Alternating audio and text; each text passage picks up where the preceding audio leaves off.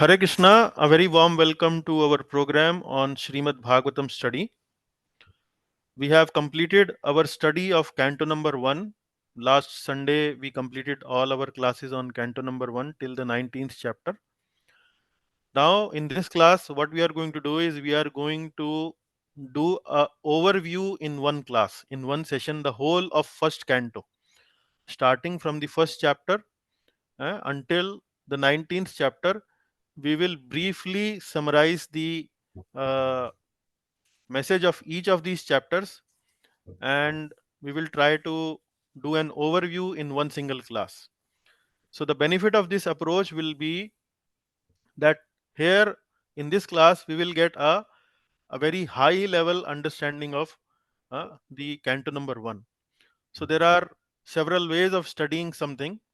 One way is mainly to go into the detail, each verse by verse, chapter by chapter, and then we proceed slowly.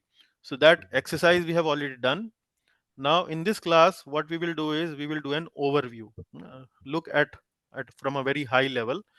Here in this session, we will not go into very detail of each of these things, but we will focus more on uh, how the flow of Srimad Bhagavatam has taken place in canto number 1, how one chapter is connected with the another chapter, and the overall structure of the canto number 1. So that is will be the main focus. We will also try to uh, bring out some of the important lessons of each of these chapters as we move along.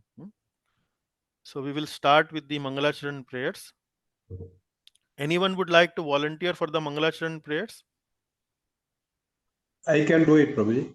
Okay, Jivan Prabhu, please go ahead.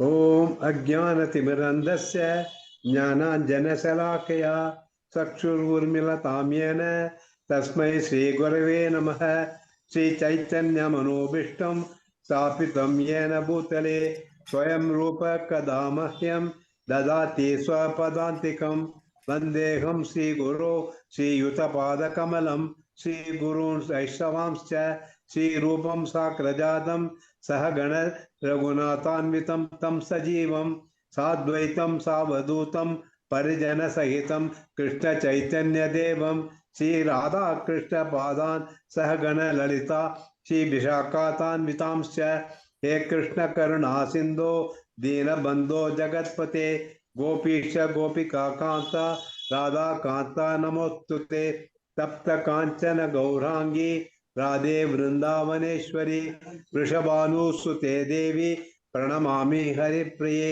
वाञ्छाकल्पतरुभ्यश्च कृपा सिन्धुभ्य एव च पतितानां पावनेभ्यो वैष्णवेभ्यो नमो नमः।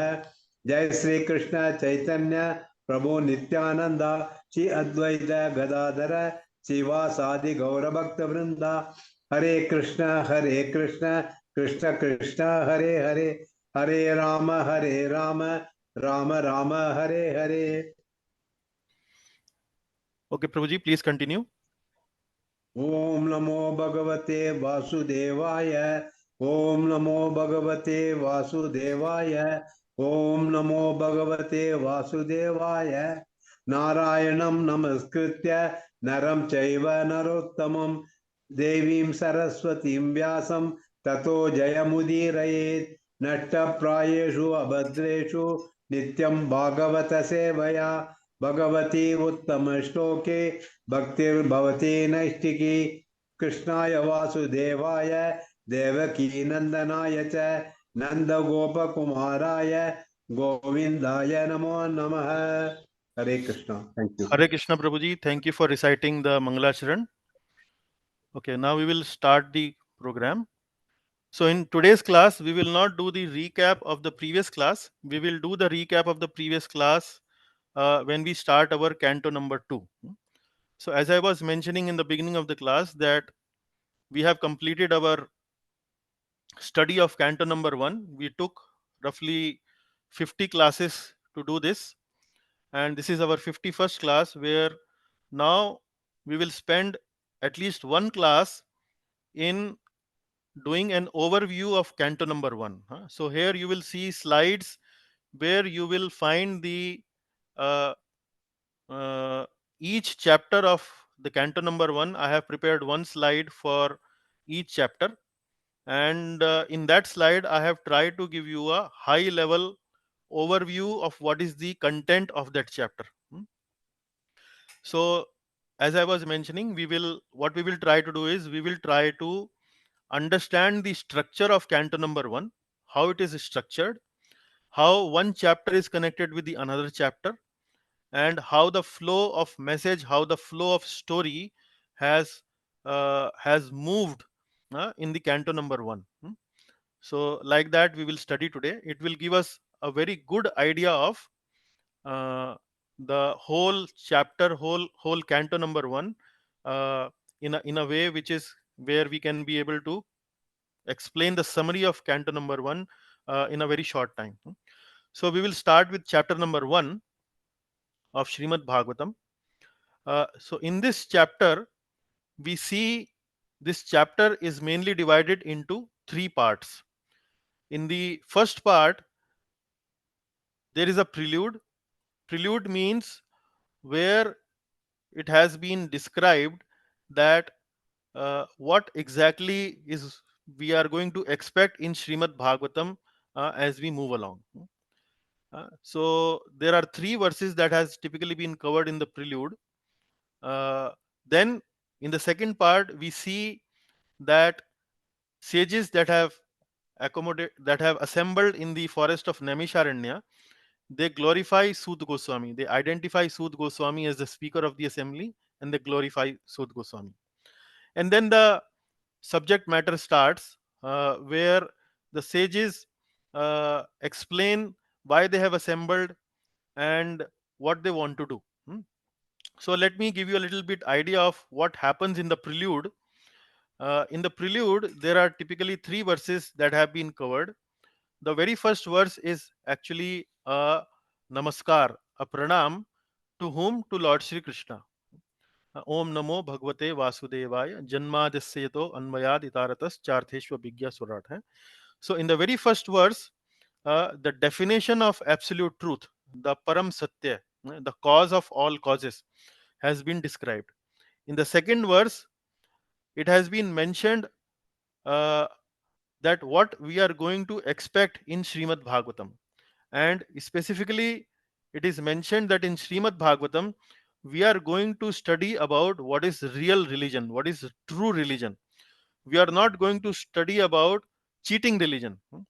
Cheating religion, we are not going to study. So, real religion, we are going to study, and we will come to know what exactly is real religion as we move along in the canto number 1. And then in in verse number 3 of the prelude, the author of Srimad Bhagavatam, Srila Vyasdev, invites us, the reader of Srimad Bhagavatam, to relish Srimad Bhagavatam, to drink Srimad Bhagavatam, to enjoy Srimad Bhagavatam. It is full of rasa. So, this is the prelude. Definition of absolute truth, purpose of Srimad Bhagavatam, that provides us information about the true religion, and then there's an invitation call that we relish Srimad Bhagavatam. So this is how the Srimad Bhagavatam opens up, and then the story starts to flow. The story starts with uh, uh, a little description that there is Naimisharanya forest. In the Naimisharanya forest, the sages have assembled together. And why they have assembled together? They have assembled together to perform 1,000-year long sacrifice, a yajna. And why did want to do this 1,000-year-old sacrifice? They want to do 1,000-year-old sacrifice because they want to bring some good to the humanity at large. So they want to start this 1,000-year-old sacrifice.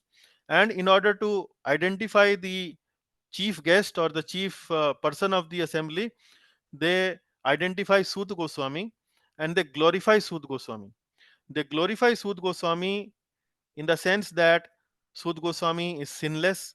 Sud Goswami is well versed with scripture.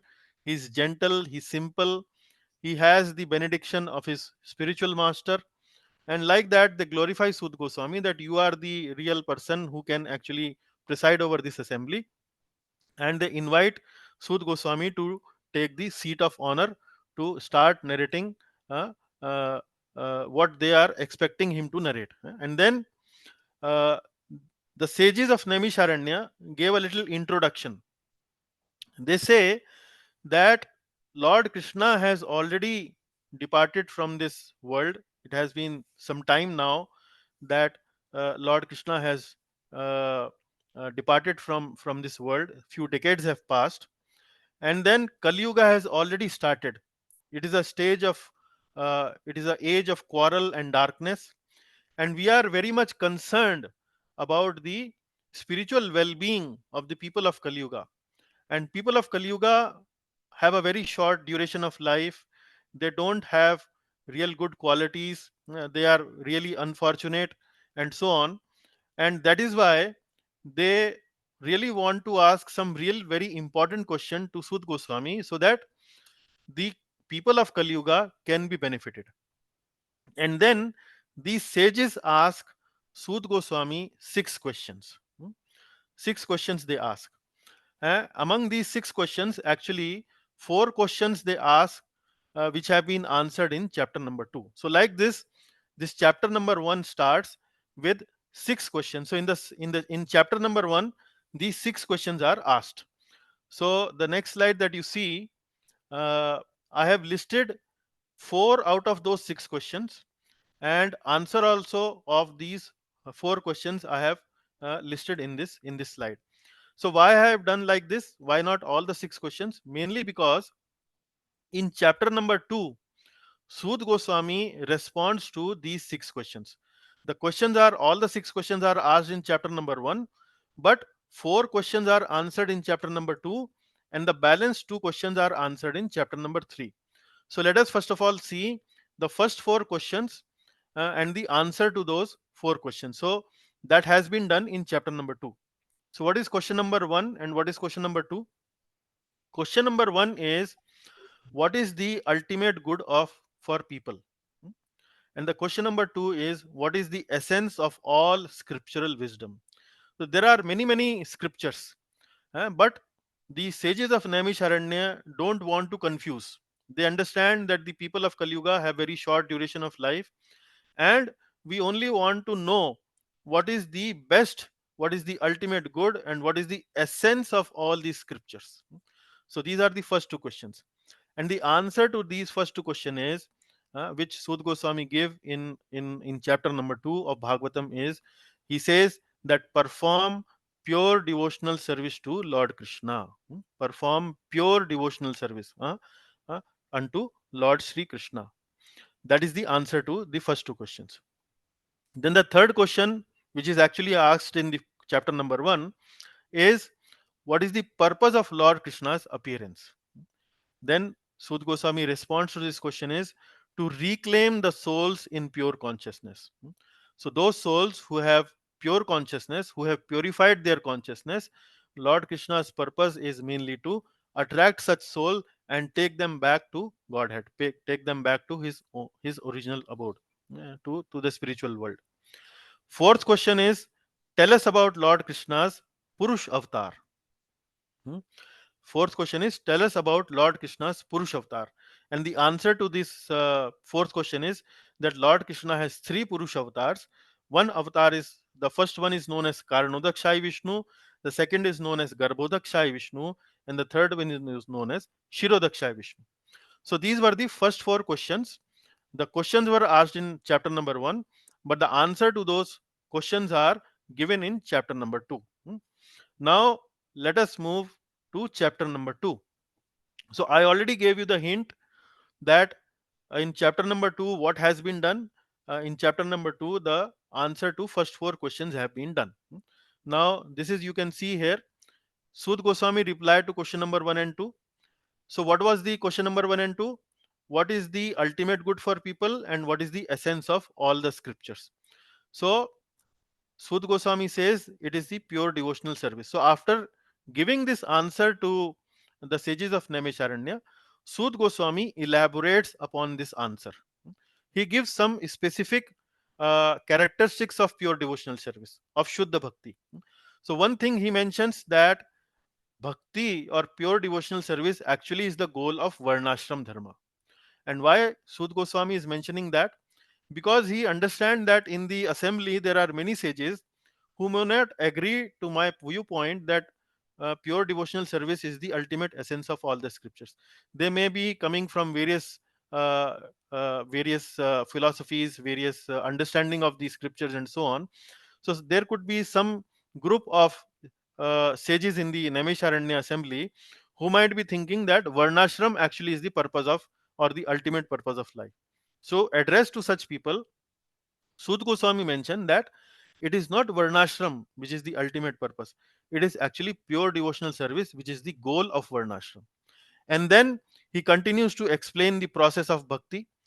Process of bhakti, uh, as we understood from our other classes also, process of bhakti starts with Shraddha, then Sadhu Sangha, then Bhajan Kriya, and then Anartha Nivritti, and like it goes to ultimately all the way to Krishna Prem.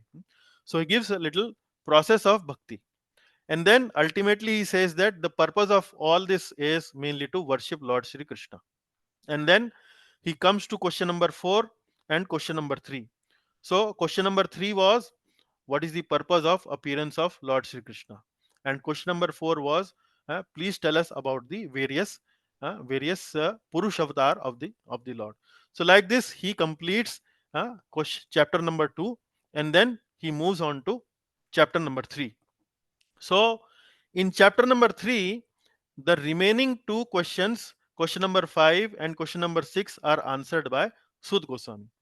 Now, what were question number 5 and question number 6, and what were their answers?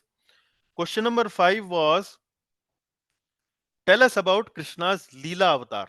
Question number 4 was about, tell us about Krishna's Purush avatar, and adjoining question 5 was, tell us about Lord Krishna's Leela avatar. Then, answer to that question was, Sud Goswami narrates a list of avatars, 22 incarnations of Lord Krishna. So he gave all the list of 22 incarnations, and after giving this 20 list of 22 incarnation, Sud Goswami says that among this list of 22 incarnations that I have given you, uh, actually Lord Krishna is the source of all incarnations. So what he's trying to say, Krishnastu Bhagavan Swayam. So this is also known as the Paribhasha Sutra verse of Srimad Bhagavatam. Uh, so this comes in chapter number 3. And what is the question number 6? Question number 6 is that now when Lord Krishna has disappeared from this planet, where did dharma has taken shelter? What is that place? What is that source? What is that material where dharma now has taken shelter? Earlier we had Lord Krishna. Now when Krishna has departed, where is dharma taken shelter? So the answer to that question is, all divine and moral principles now have taken shelter to Srimad Bhagavatam. So Srimad Bhagavatam is now the source of all the moral principles and the uh, divine principles. So principles can be divided into divine principles and moral principles. Anything moral or anything divine. Moral means how we should conduct in our life when we are dealing with the world, and divine means what should we do if we want to get out from this material world and go to the spiritual world. So all divine and moral principles have now taken shelter to Srimad Bhagavatam. So now I hope it is clear. The 6 questions were asked in chapter number 1, 4 were answered in chapter number 2, and the balance 2 were answered in chapter number 3. But now let us look at what was discussed in chapter number 3 in brief.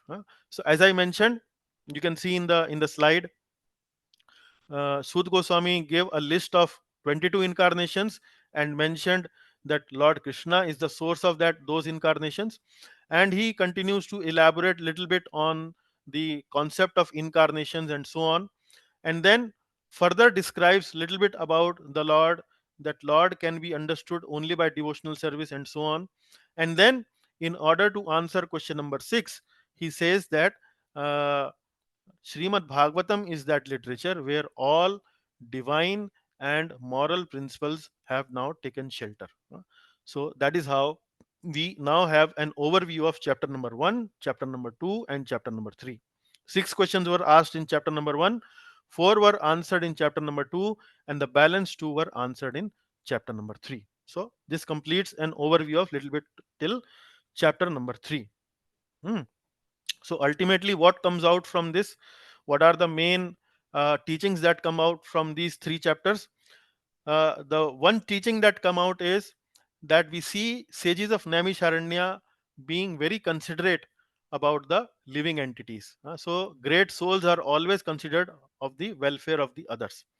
Then we also come to know that Bhagavatam is actually teaching us the ultimate dharma. Huh? And what is that ultimate dharma? That ultimate dharma, Sud Goswami mentions, is that is pure devotional service. Pure devotional service. Pure devotional service is something that take us close to God, that take us close to God, and God is also eagerly looking for those people who are performing pure devotional service for Him. Then we also understand about Purusha Avatar and Lila Avatar. So somebody might ask, what is the difference between Purusha Avatar and Lila Avatar? So the purpose of Purush Avatar is mainly to deal with uh, creation of material world and the maintenance of material world. Creation of material world and maintenance of material world. Why? Because there are some living entities who may want to live separately from the Lord. So the Lord does not interfere with their independence. Okay, you want to live separately, I will create a world for you where you can go and try to enjoy yourself independently.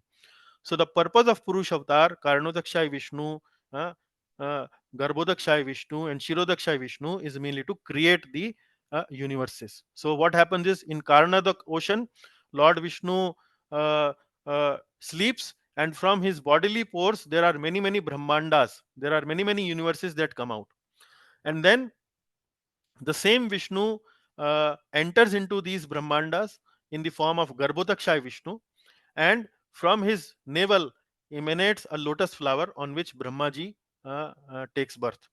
And from Brahmaji, then creation is taken place. And then the same Vishnu takes another form of Shirodakshay Vishnu, who resides in the heart of the living entities, who resides in every atom. And that is how the material world is created. Uh, and the Vishnu, the Purush avatar, is mainly for creating and maintaining the material world. Then the second kind of incarnation is called Leela avatar. In the Leela avatar, what happens is that the Lord comes to this material world, and by performing leelas, by performing his pastimes, he attracts the living entities and takes him back to the spiritual world. So we see the various leela avatars: Lord Ramachandra, Lord Krishna, Lord Balaram, Lord Narsingadev, Vamandev, etc., etc. They all come to the material world, perform leela in order to attract living entities back to the spiritual world. So these are some of the uh, main teachings, and maybe ultimate teaching is that Krishna, Lord Krishna, is actually the source of all these incarnations. So with this we move to chapter number 4. So what is the connection now between chapter number 4 and chapter number 3?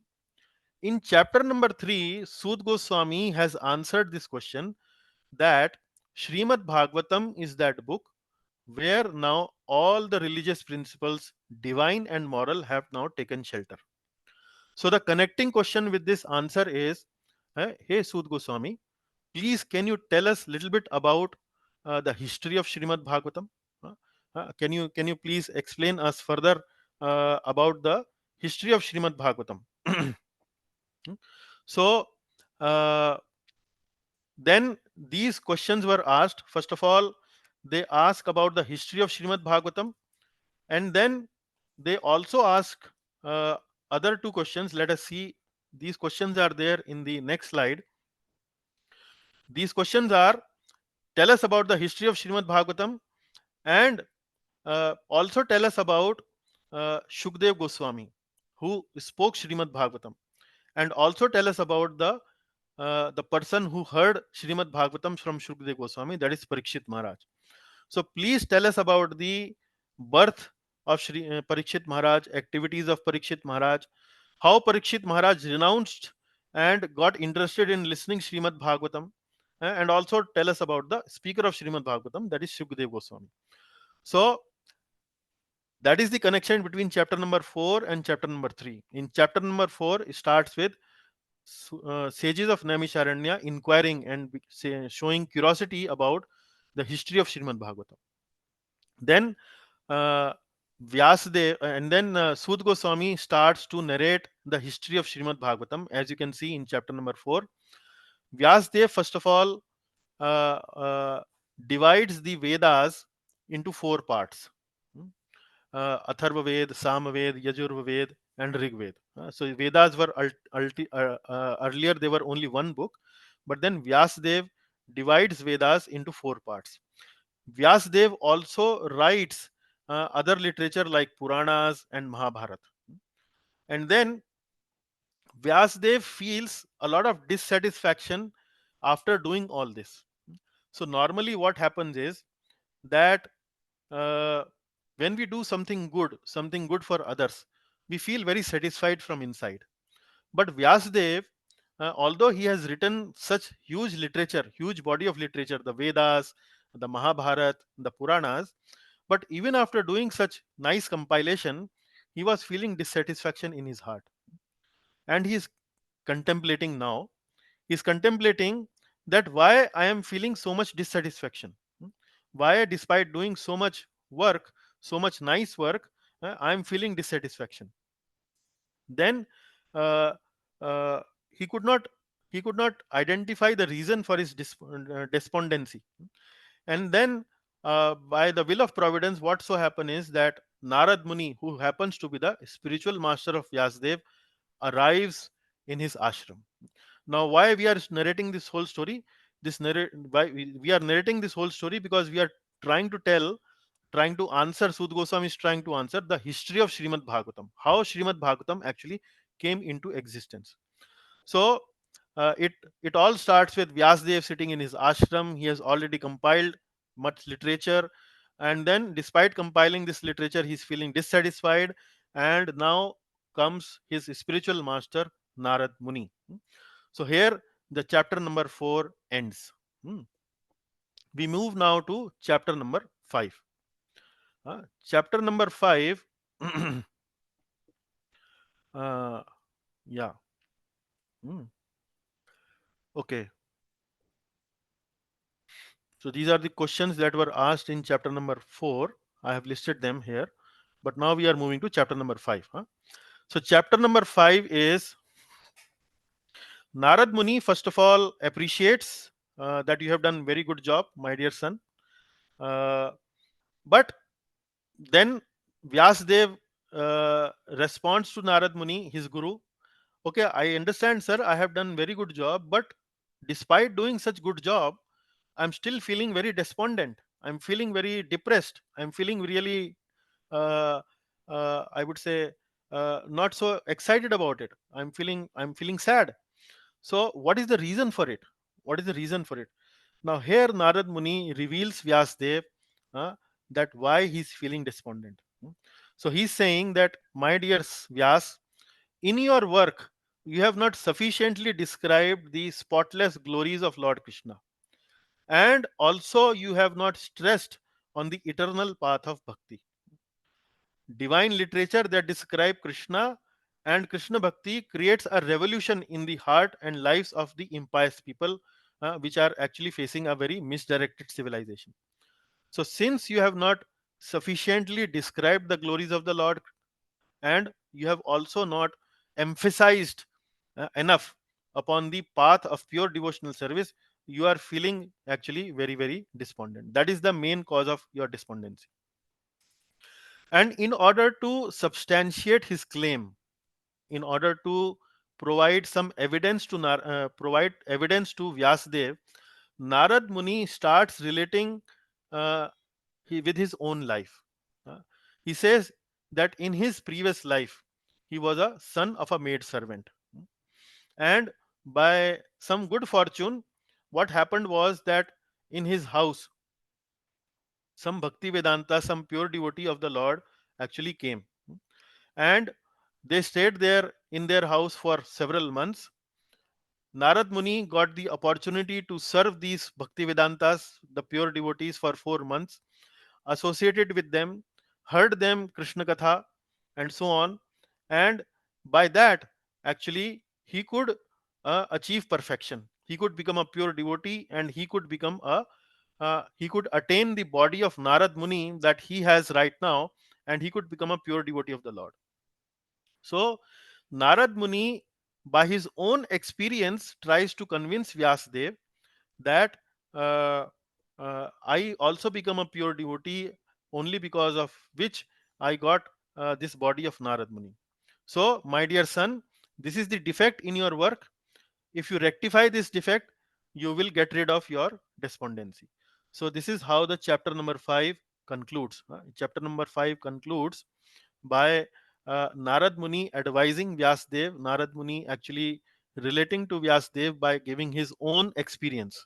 Like many times, we also, when we go out, we come across some person who shows some interest in bhakti. So you tell that person, I also came in bhakti 20 years ago.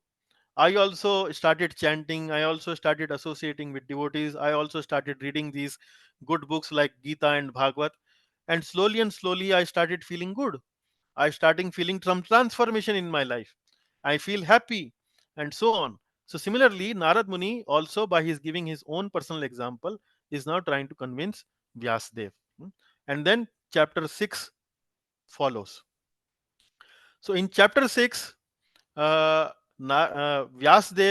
who is conversing with his guru, Narad Muni, uh, he says that, Sir, what happened? Can you please tell me what happened when the Bhakti Vedantas left? Hmm. So in chapter 5, very briefly, he narrates the story that he came in contact with Bhakti Vedantas, and then he became very purified and got this present body of Narad Muni. So it aroused some curiosity in the mind of Vyasdev. And Vyasdev asked him a question that, can you please tell me a little more what happened when the Bhakti Vedantas left? So the Narad Muni continues his story a little further. He says that when the Bhakti Vedantas left, uh, what happened was, because of some unfortunate incident, Narad Muni's mother was bitten by a snake. The mother passed away, and this small boy of that maid servant became all lonely, was on his own. And he traveled and traveled and traveled and reached, crossed some forests and trees and cities and so on. Ultimately, he came to a place where it was very nice, very beautiful. He drank some water, he rested, he took uh, some rest, and then under a shade of a tree, he started meditating upon the Lord. And by doing that, he got the vision of the Lord. The Lord appeared in his vision. He had that vision, he felt very nice, but soon the vision gone away. And then came some voice, a transcendental voice, which gave Narad Muni this message that you are still not completed your bhakti. So if you continue on this path, you continue doing this bhakti, ultimately you will achieve me, you will achieve perfection. So Narad Muni then continued his bhakti, and at the end of his life, he achieved this transcendental form of Narad Muni.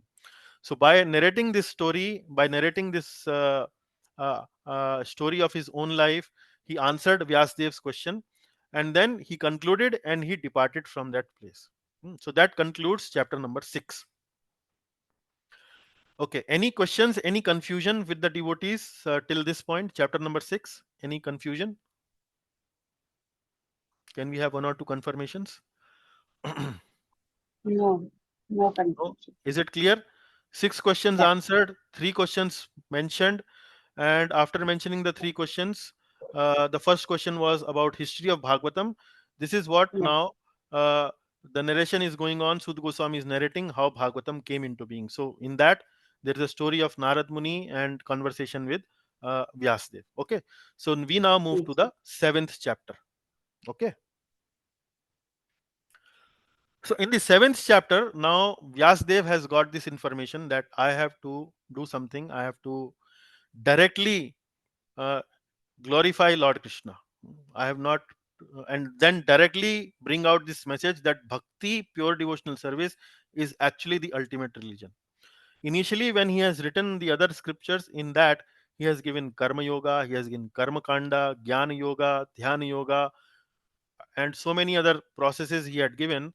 Uh, Also, he had given bhakti yoga, but he had not identified bhakti yoga to be the foremost yoga system or the ultimate yoga system. best yoga system. That he had not done. Now he, what he does is, he sits in a meditation. He sits in a meditation. In meditation, what does he see? In meditation, what does he see? In meditation, he sees vision of Lord Krishna. In meditation, he also sees Maya Devi, the illusory potency of Lord Krishna.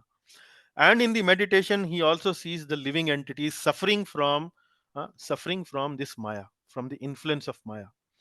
And then he also sees the solution.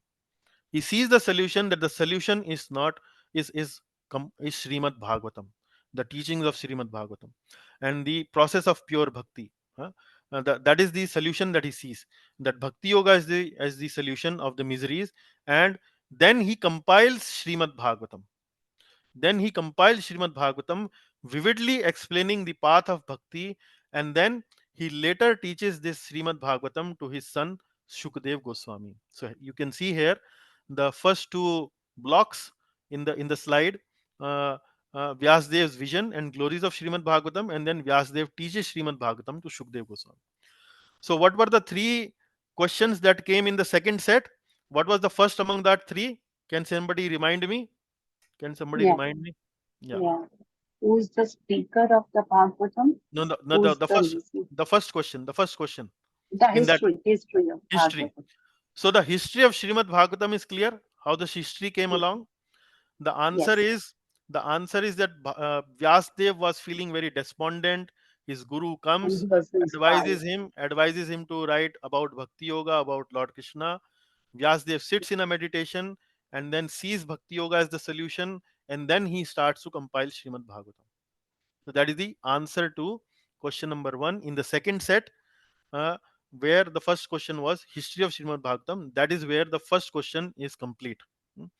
Now, what was the second and the third one? What Who was is the The the second and the speaker of Parikshit Maharaj, about the Parikshit Maharaj. So there were two questions. Who were what? How? Tell me about the birth of Parikshit Maharaj, the activities of Parikshit Maharaj, and how Parikshit Maharaj renounced his kingdom. Parikshit Maharaj was a great king, but what happened that Parikshit Maharaj renounced his kingdom? Hmm. So that was the second question. And the third question was what also tell me about the speaker of Srimad Bhagavatam, that is Shukdev Goswami. How Shukdev Goswami, let me take you to that slide. How the meeting between Shukdev Goswami and Parikshit Maharaj happened. And how was Shukdev Goswami recognized? How was Shukdev Goswami recognized? So like that, these were the second and the third question. Now the discussion starts about Parikshit Maharaj's birth and his coronation as a king. Hmm. Parikshit Maharaj's birth. So, in order to answer about Parikshit Maharaj's birth, uh, Sud Goswami starts narrating about uh, what happened after the Mahabharat war. After the Mahabharat war was ended, what happened was uh, Ashwathama, the son of Dronacharya, uh, goes to the camp of Pandavas, and by mistake, he wanted to kill the Pandavas. By mistake, he kills Pandavas' five sons. And when the Pandavas' five sons were killed, naturally Draupadi and the fathers of the son were very, very angry. Specifically, Arjuna was very angry, and Arjuna understood that these five children have been killed by Ashwathama. And Arjuna starts chasing Ashwathama. uh, Ashwathama understood that he is being chased. He fled, he runs away, fearing his life in danger. And uh, because he was very fearful, he thoughtlessly released Brahmastra. He did not understood what would be the consequence of releasing Brahmastra, but just because he was very fearful, he released Brahmastra. And Arjuna saw that Brahmastra coming towards him. So he took shelter of Lord Krishna, who was his charioteer. He asked, "What should I do?" Krishna advises that you should release another Brahmastra which will counteract this Brahmastra, effect of this Brahmastra. So Arjuna quickly uh, uh, unleashes another weapon, Brahmastra, and then he also does uh, to retract both the Brahmastras, and ultimately he manages to make uh, Ashwathama his captive. He captures Ashwathama. He brings Ashwathama to Draupadi to back to his camp. In his camp, there were two different opinions. One opinion, which was mainly loudly supported by Bhim, he was saying that he should be killed immediately. Ashwathama should be killed immediately. But Draupadi had a different opinion. Draupadi understood that Ashwathama is the son of their teacher Dronacharya, and she did not want to see his mother, Ashwathama's mother, Kripi, in the same situation, in the same emotional uh, trauma as she herself was facing right now. So the debate continued between them, and ultimately it was decided that we will not kill Ashwathama. Arjuna instead insulted Ashwathama by cutting his hair. Ashwathama had a jewel in his forehead. Arjuna uh, took out that jewel. So this was something like as good as killing. Insulting a Brahmana uh, is as good as killing a Brahmana. So that is how they reconciled the difference between the two camps, which were debating whether to kill Ashwathama or not. So he insulted Ashwathama and left Ashwathama alone to go. Did not take the life, but insulted him sufficiently. So, like this, uh, we see here several nice lessons in chapter number 7, chapter number 4, and so on. So, the one of the important chapter is again, it is proved through these chapters that Srimad Bhagavatam is the best literature. It is a literature which caters the need of both common people who are entangled in this material world, but it is also good for those who are already advanced. And then Krishna Bhakti is the solution which can mitigate all the miseries of humanity. And by hearing Srimad Bhagavatam, one can develop pure love for Krishna and vanquish all our lamentation, illusion, and fear. Like this, there are several nice lessons in these chapters. Okay. Now we move to chapter number 8. In chapter number 8, what happens is that the Mahabharat war has over, and there have been a lot of bloodshed in Mahabharat war, and uh, because Arjuna and Pandavas have lost a lot of their relatives, and recently their 5 children. They go to the mother Ganges and perform the last rites of all their deceased relatives. They were certainly very, very sad at this moment, and Lord Krishna pacifies them that this is the part of life. Now we have to move on from all this, what has happened. And then what happened is that Krishna decides to depart from uh, Hastinapur, and he now wants to go to Dwarka. So while he is moving and going to Dwarka, he's sitting in his chariot, he's going to Dwarka. Suddenly he sees that Uttara is coming running towards him, Lord Krishna. Uttara is coming crying, please save my child. That Ashwathama has unleashed another Brahmastra aiming towards killing my child in the womb. So kindly protect, my dear Lord, kindly protect my child. Lord Krishna immediately uh, takes action. He enters into the womb of Uttara and protects Parikshit from uh, from the wrath of that Brahmastra. Lord Krishna understood that Ashwathama is the one who has released this Brahmastra for the purpose of wiping out the dynasty of the Pandavas.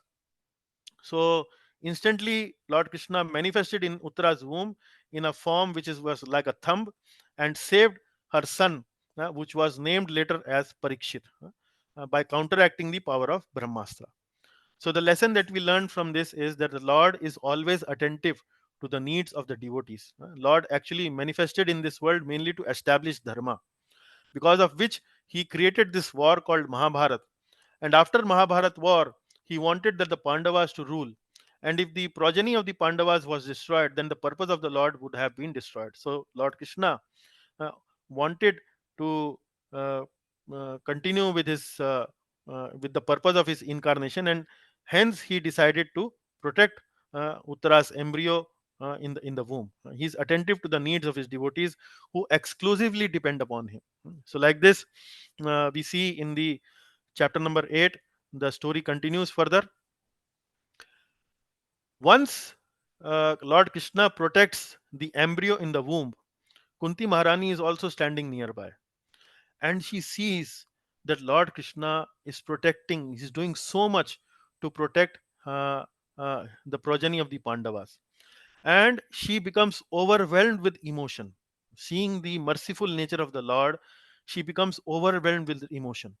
And then she starts to recite prayers which are famously known as Kunti Devi's prayers. So while Lord Krishna is departing to Dwarka, Kunti Devi is reciting these prayers. So some of the important verses from those prayers are Kunti Devi is saying that you are the original person. You are situated inside, you are situated outside. Although you are situated everywhere, but nobody is able to realize that you are that supreme personality of Godhead. And then she continues to say that let all the calamities come in my life, because when the calamities will come, we will be we will be inspired to have your darshan. And having your darshan means no more birth and death, no more birth and death, no more life cycle of birth and death. And then she says that she prays that may my mind continues to draw towards you like the rivers continues to draw towards an ocean. So we see a lot of devotional outpouring, emotional and devotional outpouring from the heart of Kunti Maharani in the form of very beautiful prayers in this chapter number 8. Then Lord Krishna continues to move towards Dwarka, but then ultimately Yudhishthir manages to stop Krishna, saying that he is feeling very depressed, he's feeling very dejected, he's feeling very overwhelmed with grief, ridden with guilt. He was very kind hearted, so he was thinking himself to be responsible to all that large massacre that had happened in the Kurukshetra war. He said he thought that only because of the reason that he too be the king, so many people lost their lives. So he was feeling very despondent, very, very grief stricken, and lamented deeply, uh, and like that. And he wanted Krishna to help him, to support him in that part. So like this, you see, the chapter number 8 concludes. Now the Lord, uh, understanding that Yudhishthir Maharaj is very grief stricken, he has developed some kind of a reasoning, and he's blaming himself heavily for the purpose of, for the reason of that Mahabharat war. So Lord Krishna now mm, want to find a solution for Yudhishthir Maharaj. So in order to glorify his devotee, another devotee, Bhishma Dev, who is lying in the battlefield of Kurukshetra on the bed of arrows, Lord Krishna, although he could himself elevate the grief stricken Yudhishthira, but in order to glorify Bhishma Dev, he inspires Yudhishthir Maharaj from within that you should now come with me to the battlefield and take some instructions from Bhishma Dev, who will be able to pacify you, oh my dear Yudhishthir. So now this is how chapter number 8 now moves to chapter number 9. And in chapter number 9, we see the scene is Bhishma Dev is lying on the bed of arrows, and there are many, many people uh, from different planets. The sages are coming from different places. The kings are coming because Bhishma Dev is now about to depart. So Bhishma Dev welcomes everyone. Although he's lying on his deathbed, he's very much constrained at the moment, but still he does not forget the etiquette of welcoming of the guest. So through his eyes, through his gestures, he welcomes everyone who has come on his deathbed. And then Yudhishthir Maharaj has come to Bhishma Dev. Bhishma Dev pacifies Yudhishthir Maharaj. He first of all sympathizes, empathizes with them. Despite uh, lifelong atrocities you have faced from the hands of the Kauravas, you have not left the path of dharma. Uh, you have not left the path of dharma. You always were very good devotees of the Lord. Uh, and then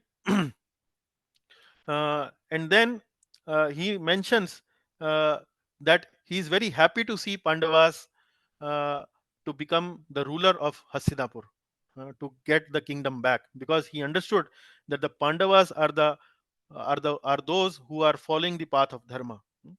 And then he glorifies on the many qualities of Lord Krishna. Ultimately, Yudhishthir Maharaj requests to teach him on Raj Dharma, on the teachings of how to one should rule the kingdom and so on. So Bhishma Dev, being a very experienced person, very learned person in scriptures and so on, Bhishma Dev gives a lot of instructions to Yudhishthir Maharaj about Raj Dharma, how to rule, how to rule. And now the time has come to depart, and then Bhishma Dev offers his very heartfelt prayers to Lord Krishna. So you can see the prayers of Bhishma are a prayer of a warrior. He prays to Lord Krishna, where he is praying to Lord Krishna in the form of a chariot driver of Arjuna, Parth Sarthi, Vijay Sakhe.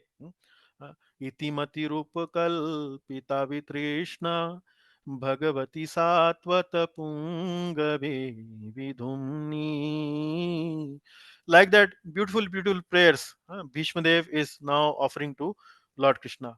He feeling very grateful to Lord Krishna that in his last moments, Lord Krishna has now very kindly, very gratefully, he has come to near to Bhishma Dev, and then Bhishma Dev departs from this world. So, from this story, from chapter 9, from the story of Bhishma Dev, we understand that although Bhishma Dev was a very exalted devotee, but he was a very exalted warrior. He was a very ferocious warrior. He was a very celebrated personality. But if such a personality also would take the side of which is opposite to dharma, then he also has to be defeated. So valor cannot stand before virtue. So those were the main lessons from this chapter 9 that we took. Okay, now we will move to chapter number 10. Hmm. So Bhishma Dev has passed away. Yudhishthir Maharaj, after hearing from Bhishma Dev, is now satisfied. His lamentation has gone. Now he is set to rule the kingdom. And the chapter number 10 opens up with some description about how prosperous was the kingdom of King Yudhishthir. So that description is given. Then Lord Krishna uh, further stays in Hastinapur with the Yudhishthira Maharaj and his relatives, specifically to please his sister Subhadra Devi. He continues to stay in Hastinapur for some more months, but then ultimately the original plan that he wanted to now to depart to Dwarka. He was a Dwarkadhish. He was a king of Dwarka. He wanted to leave for Dwarka, and then as soon as he says that he want to leave for Dwarka, the heart of all his relatives, many relatives. What are the relatives? Kunti Devi, Gandhari, Uttara, uh, Arjuna, Pandavas, Draupadi.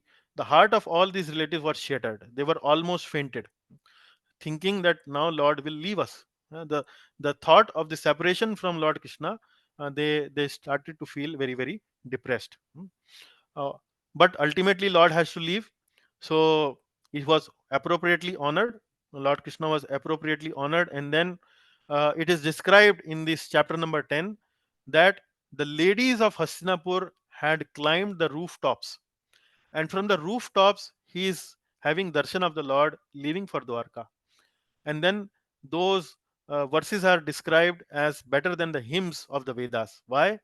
Because the purpose of Vedas is actually to develop love for the Lord. And these descriptions, these talks between the ladies of the Hastinapur were actually uh, full of love and affection for the Lord who is now departing from Hastinapur. So it is also mentioned that the women uh, did not want to cry, but they had a very difficult time controlling their tears, because if you weep, it is considered a little inauspicious. So they don't want to their tears to come out. So it was very difficult for them. So like that, ultimately Lord proceeded for Dwarka. So uh, in chapter number 10, we see that in chapter number 10 we see that spiritual love cannot be measured in material calculations.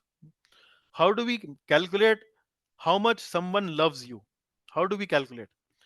It cannot be calculated by anything material. It can only be calculated by understanding, by observing that how much the separation one feels when the beloved is departing from them. So it is uh, Vipralamba Bhav. So you see that in chapter number 10 and in chapter number 11, there are two emotions that are seen. So the love, spiritual love is calculated when you are going away from your beloved, how much separation you feel, and when you are meeting your beloved, how much joy you feel. How much joy you feel. So in chapter number 10, we see that the Hastinapur Vasis feel deep sense of separation when Lord Krishna is going away. So that indicates uh, how rich Lord Krishna was. So in our movement, there is a sannyasi by the name Radhanath Maharaj, His Holiness Radhanath Maharaj. So he once visited this Parliament of UK, United Kingdom. So there he raised this. He mentioned this, that if you want to know how rich you are, if you want to know how rich you are, uh, uh, just observe that when you are not available, how many eyes shed some tears. How many eyes shed some tears. That much rich you are. If nobody is willing to shed tears if you are not there, then you can understand how rich you are. You are actually you are very poor. So like that, we can understand this lesson. And similarly, the same mood continues in chapter number 11 when Lord Krishna arrives in Dwarka. Lord Krishna is welcomed so heartfully by the Dwarka Vasis. Lord Krishna sounds his conch shell, and that brings a lot of joy in the heart of Dwarka Vasis. Their feeling of dejection is dispelled. Who were very much were very much morose from separation with him, and then they eagerly learn uh, towards him, to greet him, to welcome him, and then they say that they are never satisfied seeing him again and again. Uh, Although the Lord lives together with them, but every time they sees him, their satisfaction is not they are not satisfied. They want to see that again and again. Like that, Lord's attractive beauty is described. Mm. And then ultimately it is described that after dealing with different people, when he enters the city of Dwarka, he reciprocates with different people in a different ways. With some he uh, shake hands, with some he embrace, with some he uh, touch their lotus feet, and so on. Like this, with different people according to their relation with the Lord, he greets and reciprocates them with differently. Ultimately he moves into his home, where first of all he is greeted by his mothers headed by Devaki, and then he moves to his personal chambers where he is greeted by his queens. And uh, it is mentioned how nicely the queens of Lord Krishna greets him. First of all, they greets him with his eye, with their eyes. Then they greet him within their heart, and like that. And then they send their children to embrace the Lord. So when the children embrace the Lord, the queen thinks that they themselves are embracing the Lord, and so on. Ultimately, the chapter concludes with a verse which explains that although Lord had a conjugal relationship with the queens, but that conjugal relationship with the queens was not based on the material lust. It was based on the principle of pure devotional service. Because the queens were pure devotees of the Lord, they were performing pure devotional service of the Lord was attracted towards them. It was not because they were females or they had a feminine qualities or because of material lust he was attracted. He was attracted mainly because the queens were the pure devotees of the Lord. So the Krishna's relation with his queens is not based on material lust, but rather it is based on spiritual love. Uddam bhav pishuna malabal guhasa vridavaloko nij ajahat prama uh, madano piyasam. So that was the verse, if you recall, we learned in that chapter, chapter number 11. So that reflects the transcendental character of the Lord. Now, what has happened is ultimately there were three questions. Please tell us about the history of Bhagavatam. Please tell us about Parikshit Maharaj's birth, activities, and renunciation. Also, please tell us about Shukdev Goswami. Now, after narrating the history of Bhagavatam, Sud Goswami started narrating about his visit to Hastinapur, and then Kunti Devi's prayer, and then Bhishma Dev's prayer, and then the Lord leaves and Hastinapur's ladies' prayers, and then goes to describe about the prayers of Dwarka Vasis and so on. So the sages started to realize that our original question is lost. So if we don't stop Sud Goswami, he probably is now feeling very much charged about reciting all these instances, which is good. But what about our original question? So at this moment of time, Shaunaka Rishi, who was heading the sages, stands up and knocks the door on Sud Goswami. So, my dear sir, nice stories. We really enjoyed, we really relished what you are saying, but we request you to kindly come back to the point, come back to the topic. So kindly explain us to the birth of Parikshit Maharaj and so on. So we were there, and you started narrating all many things, nice things, good, but excuse me, please come back to the original topic. Then Sud Goswami come back to the original topic. He kind of overlaps some description. He says that Yudhishthir Maharaj's rule was exemplary. Lord Krishna protected Parikshit Maharaj in the womb, and ultimately, one fine day, there was a birth of Parikshit Maharaj. There were grand ceremonies that were organized when Parikshit Maharaj was born.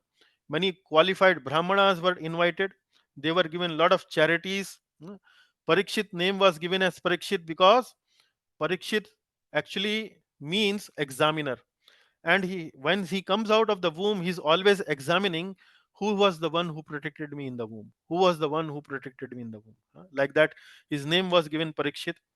And then uh, uh, the Brahmanas predicted future qualities of Parikshit Maharaj. They also give some prediction about the activities of Parikshit Maharaj, that he will uh, hear Srimad Bhagavatam, he will be bitten by a Takshaka bird, and then his qualities would be very much great, like great personalities in the past. His qualities would be. So, like that, the whole ceremony was concluded, and then the chapter ends by narrating that the Parikshit uh, uh, grew up in among the under the care and guidance and love of their elders, the Pandavas. And meanwhile, Yudhishthir Maharaj also performs a yajna. So, like that, chapter 12 ends here. So, question number 2, part A, birth of Parikshit Maharaj has been described, has been answered in chapter number 12. Now, this continues further. So, birth has been described. Next, now, Sud Goswami focuses his attention on describing how the coronation, how the enthroning of Parikshit Maharaj took place. So, Parikshit Maharaj coronation would took place only when the Pandavas will move away from Hastinapur. If Pandavas retire, then only Parikshit Maharaj can be throned. So the story now starts to revolve around what led to renunciation of the Pandavas from the Hastinapur throne. So the story then he starts to narrate that once Vidurji visited Hastinapur. Why Vidurji visited Hastinapur? Where he had gone? Vidurji, after the before the Mahabharat war, because he was insulted by Duryodhan and his father Dhritarashtra, Vidurji decided that if he continues to stay in Hastinapur, he will not be able to do anything, because Duryodhan is not going to listen to me. I am not going to fight from his behalf. So rather than doing anything, I better back out. I better uh, delineate myself from whatever is going on. So he decides to move out from Hastinapur. He goes on a pilgrimage. And on his pilgrimage, he meets Maitre Muni. From Maitre Muni, he hears Bhagavatam with Maitre Muni. And that would be the subject of canto number 3 and 4, what Vidur Muni and Vidurji and Maitre Muni discussed. That later we will discuss. But suffice it to say that Vidurji now returns to Hastinapur after the Mahabharat war has ended. And the purpose of Vidurji returning to Hastinapur is mainly to make his elder brother Dhritarashtra convinced that, my dear sir, this is not the place to be in. Uh, you better think about your spiritual welfare and you better move out from this place. So Vidurji chastises uh, Dhritarashtra severely. He says that you were the person who schemed so many things to make these Pandavas, uh, to take the life of these Pandavas, to kill these Pandavas. And now you are only residing in their room. You are a real shameless person. You think that death cannot, you think that you can overcome death. But my dear sir, please understand that you cannot overcome death. All your well wishers, all your elders have passed away, your children have passed away. So you also will be ultimately taken up by death. uh, you have become old, you have become invalid, you are showing symptoms of imminent death, uh, but still you are hanging around in this house, uh, uh, uh, looking for some comfort. But then, my dear sir, this is really very shameless. This is not really good. Then he bitterly chastises his elder brother, and ultimately Dhritarashtra understood, can get convinced that this is what Vidur is saying is okay, is good for me, and I should leave this place. Then Dhritarashtra uh, moves out from this place, and Dhritarashtra, Gandhari, Vidur, they leaves, and we see that Dhritarashtra and Gandhari uh, uh, creates a yogic fire. Dhritarashtra creates a yogic fire in which he burns himself. The Gandhari enters in the same fire and commits sati, and Vidur actually moves away. He departs from Hastinapur quietly.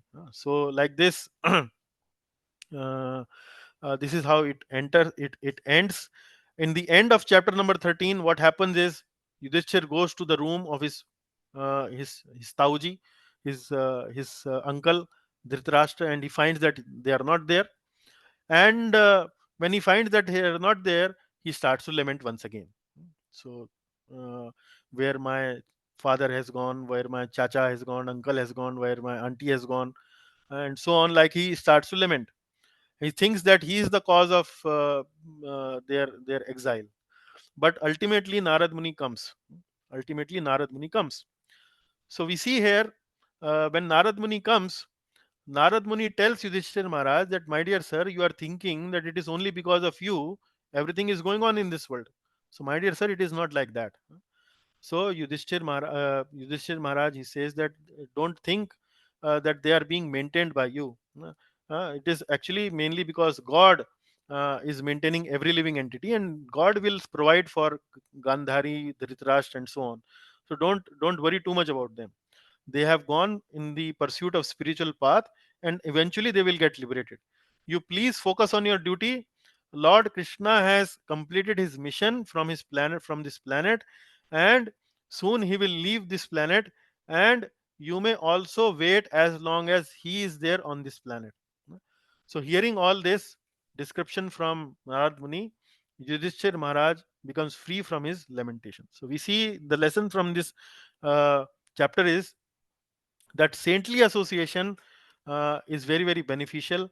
When we have saintly association, we get some clarity in our thought. It also inspires us to pursue higher purpose in life. So like that, chapter number 13 ends here.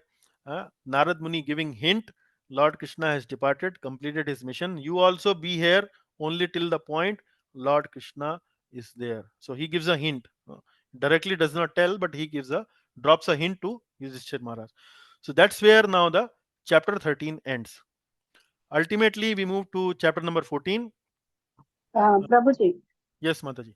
I'm sorry to disturb you, but Hmm, I'm not able to link hmm, why this Prakarana of Viduruji has hmm. been mentioned here Yeah, it is mentioned. after the Yeah, birth of, yeah, yeah, of it is the understood. Dikshit. Yeah, Yeah.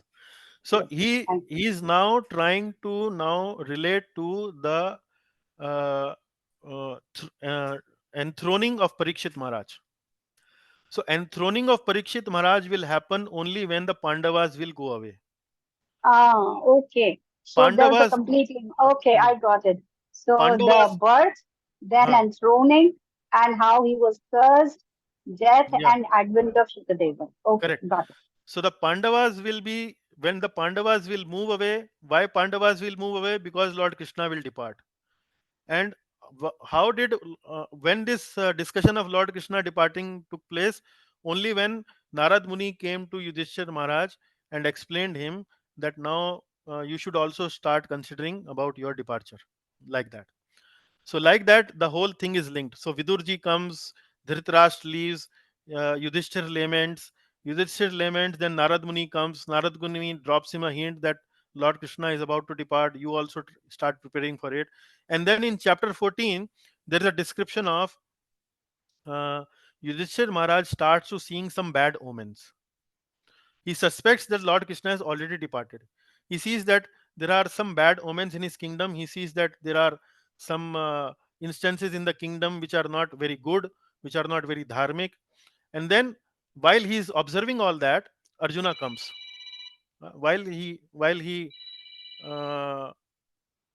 Uh, just 1 minute. While he is thinking all that, Arjuna comes from Dwarka. Arjuna had gone to Dwarka. For 7 months he was in Dwarka, and now he had come from Dwarka. Hmm. But when Arjuna comes from Dwarka, his face is very long. He's very dejected.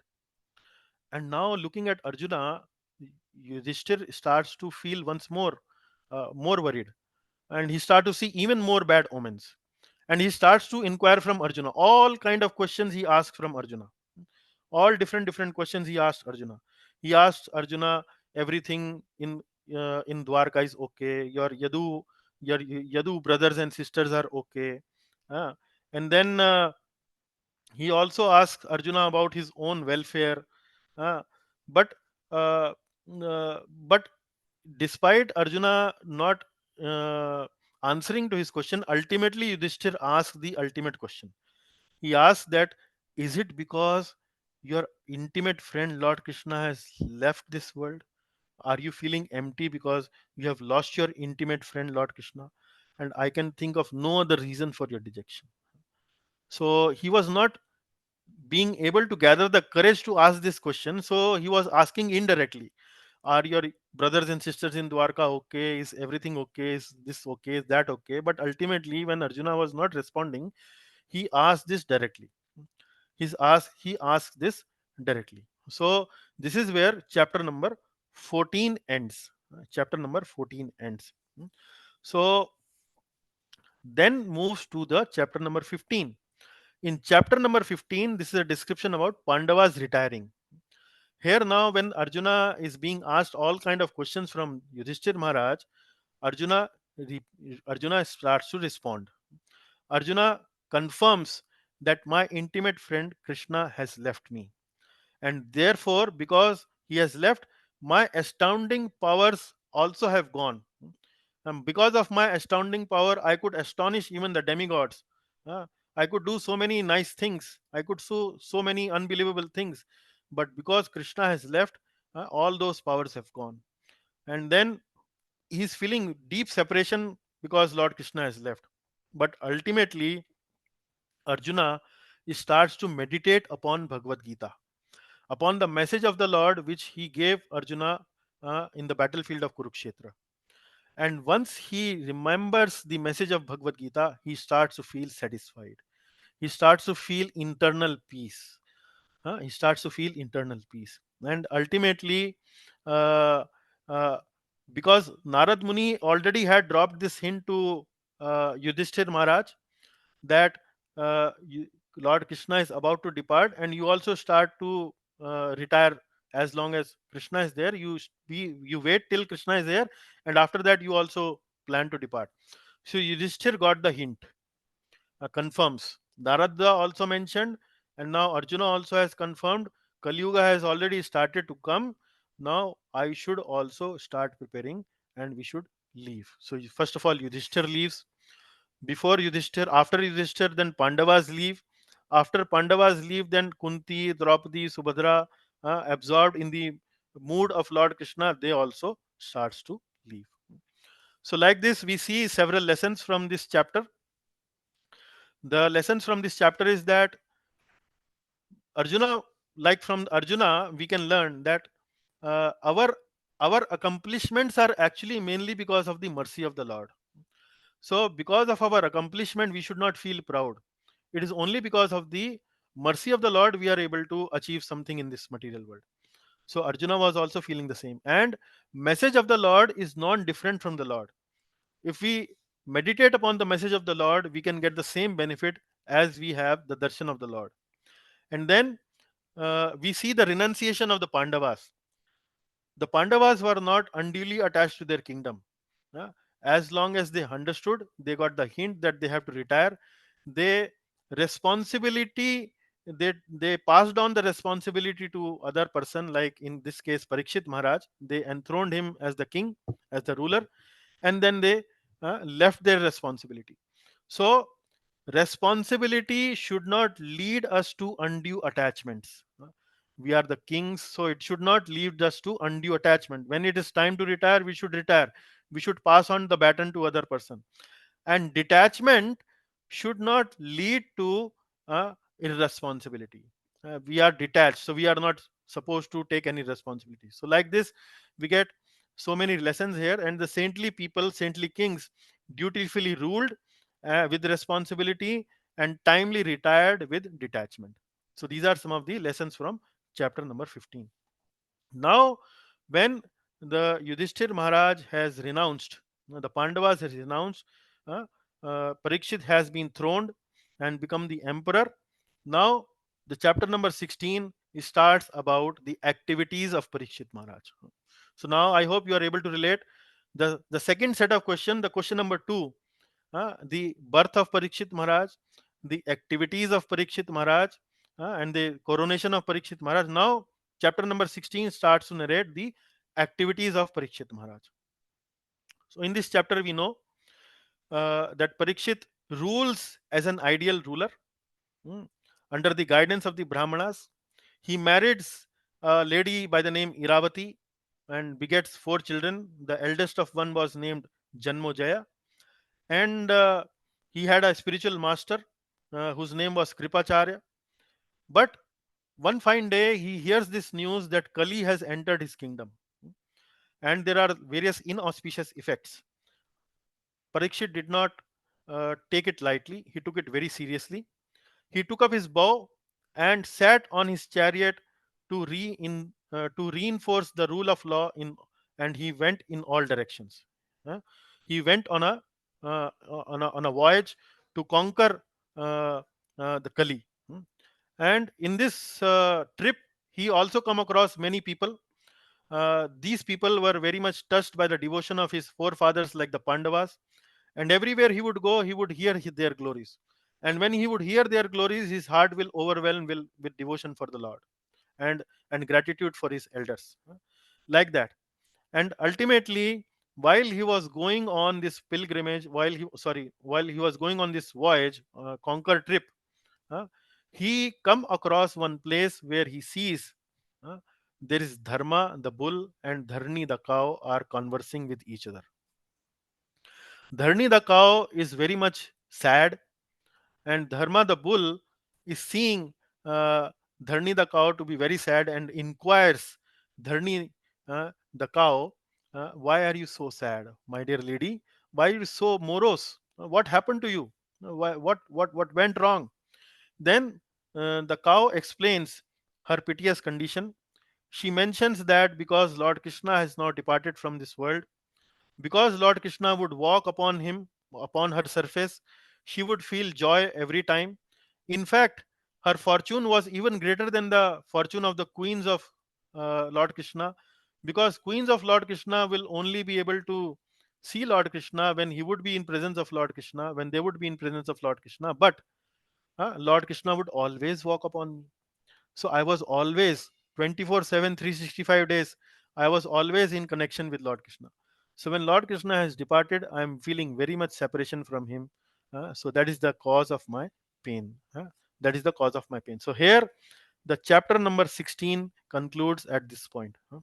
The discussion continues further. The scene continues further in chapter number 17. What happens is Parikshit also sees while this bull and the cow were conversing, Parikshit saw that a Shudra who was an unqualified man but dressed as a king was beating them. He was beating the bull. Uh, he was Kali. He was the presiding deity of this age of darkness. Parikshit at once chastised Kali and was prepared to kill him. He reassured the cow and the bull of safety, but before enforcing the law, uh, he asked the bull for a statement of accusation. So, before he wanted to take action against Kali, he wanted to check with the bull, uh, do you confirm that you were being beaten by this person, so that he has the evidence to take action against this Kali. So, but then the bull replies. The bull says that I don't know the real cause of my suffering. Some say the self is the cause. Some say it is because of some superhuman power. Still, some other are of the opinion that it is all because of our own karma. Other believes that it is because of our own nature, swabhava. But no one can certain lead say that this is the cause of my distress. And then uh, uh, Dharma, the bull, actually does not blame anyone else. So Parikshit understands uh, that he's actually real Dharma. He's actually Dharma personified, because he's not giving blame to others. Rather, devotees are not interested in blaming others for their suffering. Rather, they reconcile their distress is mainly due to their own past misdeeds, and it is only because they are sanctioned by God for their purification. So, like this, we see uh, the discussion between Dharma the bull and and King Parikshit took place. Ultimately, uh, Parikshit turns then moves towards Kali. He challenges Kali and decides to punish Kali. Kali immediately uh, takes shelter to Parikshit Maharaj. Uh, Kali says that Parikshit Maharaj says that you should get out from my kingdom. So then Kali says that everywhere is your kingdom, and I cannot. If you ask me that go out from your kingdom, then I cannot stay anywhere. So at least give me some place where I can reside in your kingdom. Then Parikshit Maharaj agrees for 4 places where Kali can reside. It was where meat eating, intoxication, illicit sex, and gambling. Places where these 4 activities are taking place, Kali can reside there. But then Kali says, in your kingdom, no place is there where these activities are happening. So can you give me something else? Then Parikshit Maharaj says that okay, you can stay there where there is gold. And because where there is gold, there will be falsity, there will be intoxication, there will be lust, envy, enmity. uh. So Kali was ultimately given permission to reside in these 4 places. And then Parikshit continues to rule his Hastinapur kingdom, because practically Parikshit Maharaj has tricked Kali. Practically, Parikshit Maharaj had tricked Kali, because there was no such place in his kingdom, but Kali could not reside anywhere in the Kali in his kingdom. Practically, could not reside anywhere. Then the chapter number 18 moves. Chapter 17 moves to chapter 18. So it is mentioned in the beginning that Parikshit Maharaj uh, appropriately dealt with Kali. Appropriately dealt with Kali. Then uh, chapter 18 starts to narrate about the event where the sages request Sud Goswami to narrate about how Parikshit Maharaj renounced, how Parikshit Maharaj died.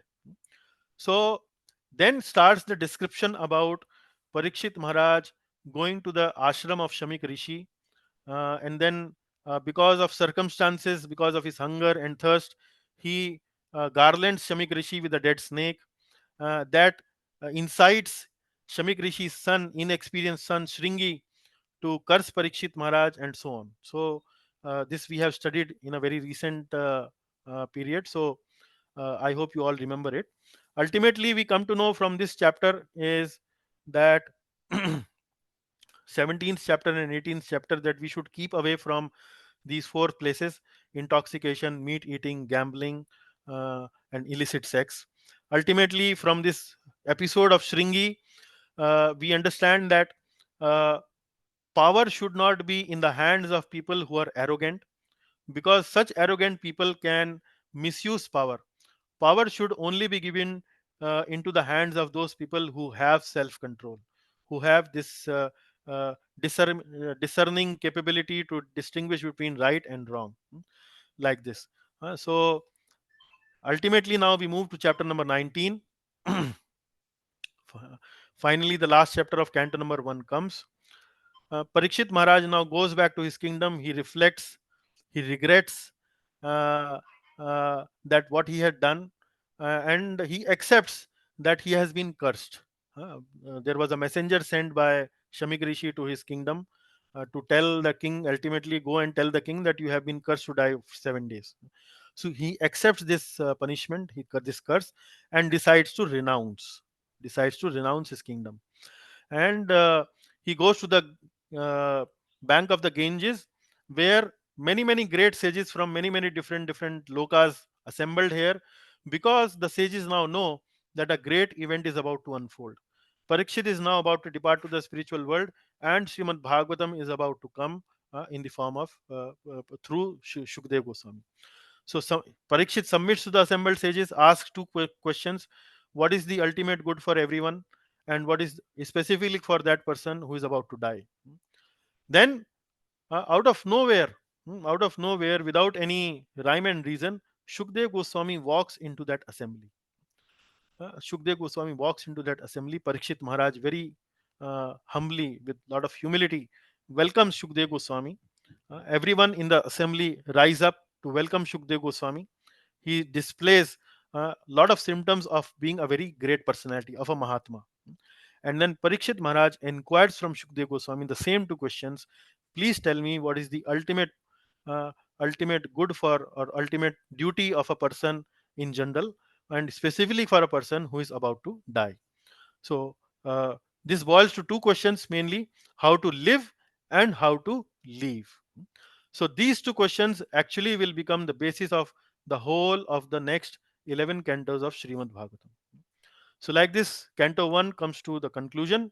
Ultimately, we understand that it was the will of the Lord uh, that Srimad Bhagavatam he wanted to bring to this world. He wanted to take back Parikshit Maharaj to the spiritual world, and that's how he orchestrated everything accordingly. So, the same Supreme Lord Krishna who protected Parikshit Maharaj seem to be uh, uh, making an arrangement to kill Parikshit Maharaj, but ultimately it is not like that. But ultimately, Lord Krishna is arranging to bring back Parikshit Maharaj to the spiritual world, where his forefathers are. So, like this, we see how Srimad Bhagavatam comes to this material world, comes to this world, and this also actually completes the answer to the third question: how Shukdev Goswami came to Hastinapur, how Shukdev Goswami met Parikshit Maharaj. Like this, the whole Srimad Bhagavatam first canto is now concluded in 19 chapters. I hope that was clear. Everything from this class overview of Canto 1, every chapter is now connected with the another chapter. What exactly is the subject matter, how this is organized, how this is structured? We can easily see it is a very structured book. There is a set of questions, it is answered, then the next set of question, and the next set of questions is answered. Now there are another set of question that has come, and that will be answered from canto number 2. So any questions from the devotees assembled in this class, we can now take that. All glories to Srimad Bhagavatam, all glories to Srila Prabhupada. Hare Krishna.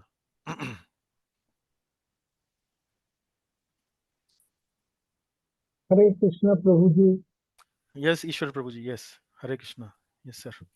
आज का जो lecture था आपका बहुत ही सुंदर, और मैं ये महसूस करता हूँ कि it look as if it's a divine reading really. और पिछले 2-2.5 साल से जब मैं सुन रहा हूँ, बड़ा स्टडी प्रोग्रेस मैं देख रहा हूँ आपकी डिलीवरी में, and I all the good things to tell about you. Okay. May Lord Krishna bless you more and more. so that you can help more and more people who really need such discourses. Thank you, Then Prabhuji. Thank you for your blessings. I really consider it as the blessings coming from the Lord. ऐसी Yeah, और yeah, जो जान पहचान रिश्ता बना है, मैं समझ रहा हूँ ये भी कोई डिविनिटी ही है, and I really yeah. Believe it. Thank you Okay. so much. It was a very, very nice lecture. Okay, God sir. bless. Thank you. Thank you very much. Thank you very much. Hare Krishna. Okay. So, any other Okay. questions? Thank you for those blessings. Hare Any other Krishna, questions? Prabhu. Yes, Hare Mataji. Krishna. Yes, Mataji. Prabhu, after the war, you have explained so nicely. We understood also very good, Prabhu. Thank you Okay. so much, Prabhu. Okay, Thank Mataji. you. Thank you. Thank you. So, more blessings pouring in. Thank you. Yes, Okay. thank you so much. Okay. Wonderful recap, Prabhu. Okay, Jeevan Prabhuji. Thank you. Thank you for your kindness. Thank you. Okay. So, I hope this class brought even more clarity on how everything is connected in this canto. Yes, yes, And That yeah. two very absorbing and I would say very, very useful for me Okay. because Very there nice. was always, yeah. Now I can understand why so much of elaboration, when there is so much of elaboration in the story, Hmm. sometimes we miss the links. Hmm. And now all those links have been established, so more clarity is coming. Yeah. Thank Yeah. you. Yeah, that was the purpose. So when we study something in 50 weeks, we miss the big picture. So the jigsaw puzzle is small pictures, but with this class, the big picture becomes very clear. So that is why we took this class. Okay. Yeah. So thank you very much. I see Nitsi's iPhone is there, which I did not see in the previous classes. So is somebody new who has joined us? Pranam Guruji, this is Nitin. We have been chatting. Oh, Nitin Mataji. Okay, okay. Nitin Shukla. Ji, ji, ji, ji. Okay, okay. That is Nitsi's. Okay. Okay, Mataji. Okay, welcome. Okay, thank you sir very much आपके for बारे में एक बात कहनी थी गुरुजी. One कि जो कहते हैं ना कि जब स्टूडेंट रेडी होता है तो गुरु अपने आप अपीयर करते हैं. that. जी. तो मेरे साथ यही हुआ है. I wanted to read, suddenly I came across your lectures. हाँ अभी जी. मैं पीछे से पूरा आपका यूट्यूब देख के कैच अप कर रही हूँ. जी जी बट आई जी. Thought let me attend this and very good I attended this. Okay, this is okay. A summary class. Yeah. Okay, you can continue to join in the live classes. So that is not a, I would say, need not be that you should cover the previous classes and then only you should come to the latest class. You can continue with the latest class and meanwhile capture the previous one also. हाँ Also, sir, sure certainly, sure. certainly you should have availability during this time period. So that is certainly is needed. Okay. Okay, ji. Thank you very much. We will continue with our discussion in the following Sunday. Okay. Hare Krishna. Hare Hare Krishna. Krishna, Dandavat Pranam. Dandavat Hare Prabhuji. Hare Krishna, Krishna, Prabhu. Prabhuji. Thank you, Prabhuji. Hare Krishna ji. Thank you. Thank you, Prabhuji. Hare Krishna. Thank you, Dandavat. Shubha Mataji. Thank you. Thank you, Mataji. Dandavat Pranam, Prabhuji. Thank you so much for your wonderful Dandavat class. Pranam, Gitamrit Mataji. Dandavat.